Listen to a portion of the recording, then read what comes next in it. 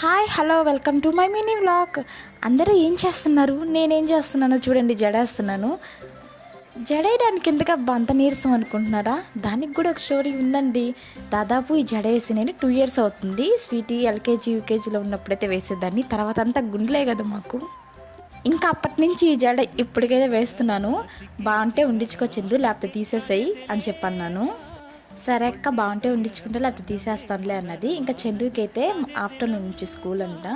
10th వాళ్ళకి exams జరుగుతున్నాయి కదా, వాళ్ళకి అయిపోయాక వీళ్ళకి స్కూల్ అయితే ఉంటుంది. పెళ్ళి కాకముందరైతే ముగ్గులు వేయడమన్నా జల్ల వేయడమన్నా చాలా ఇష్టం నాకు.